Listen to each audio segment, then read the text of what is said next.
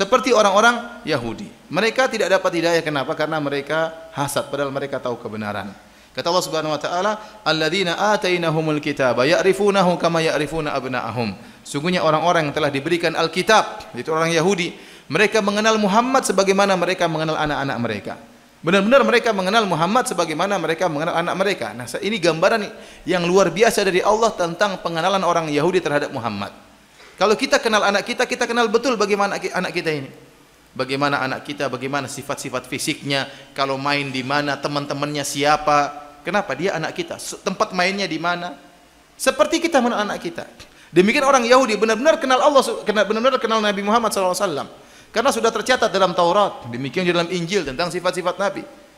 Sehingga para ulama menyebutkan kenapa mereka dahulu bermarkas di Madinah, karena mereka menanti kedatangan seorang Nabi yang berhijrah di kota tersebut. Setelah Nabi tersebut berhijrah, maka akan datang kemenangan. Kenapa mereka tidak tunggu di Mekah? Karena mereka tahu Nabi tersebut akan mengalami kesulitan nanti. Jadi orang Yahudi mau cari enaknya saja. Mereka tidak mau tunggu di Mekah. Kalau Mekah kan masih masa susah. Mereka tahu bahwasanya Nabi tersebut akan berhijrah suatu tempat yang tempat tersebut banyak kormanya. Ini sudah banyak. Ya, ini mereka tahu. Oleh karenanya Salman Al-Farisi waktu mencari hidayah diceritakan bahwasanya akan ada muncul seorang nabi dari suatu negeri yang banyak apa? Kormanya. Sehingga mereka kumpul di situ, Bani Quraidah, Bani Qainuqa, Bani Nadhir, mereka kumpul di Madinah nunggu munculnya nabi tersebut. Jadi karena kan saya mengatakan tadi seperti orang tua yang tahu di mana tempat main anaknya, Nabi juga, orang Yahudi juga tahu di mana tempat keluarnya Nabi sallallahu alaihi wasallam.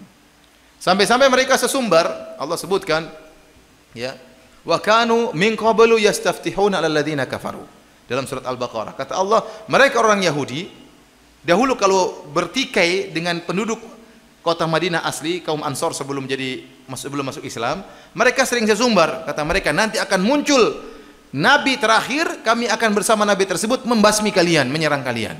Ini sering didengar oleh orang-orang Ansor, sesumbarnya orang apa? Yahudi. Kok sedikit-sedikit akan muncul nabi, kita akan serang kalian. Sedikit-sedikit akan muncul nabi, kita akan serang kalian.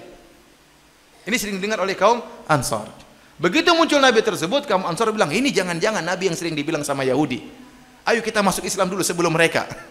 Dan benar, akhirnya ini diantara sebab Allah sebutkan kenapa kaum Ansor mudah untuk masuk Islam. Di antaranya mereka sering dengar orang Yahudi sesumbar membanggakan nabi akan muncul di akhir zaman yang akan menyerang kaum Ansor. Akhirnya kaum Ansor masuk Islam duluan, orang Yahudi jengkel.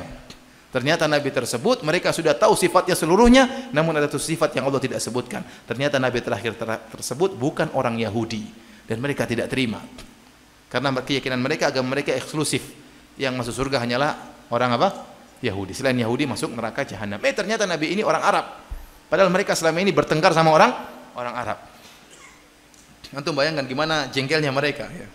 Suku ini sering bertengkar sama suku ini, akan muncul jagoan kami melawan kalian. Tahu-tahu jagoannya muncul dari suku yang lain. Gimana nggak sakit hati? Itulah kira-kira orang apa? Yahudi. Sehingga mereka tidak beriman kepada, padahal mereka tahu ya.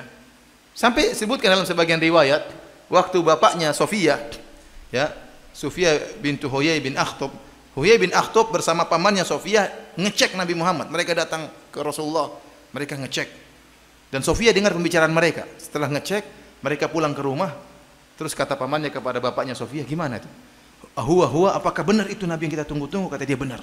Itu benar Nabi yang kita tunggu-tunggu. Terus gimana? Saya akan musuhin dia. Kata siapa?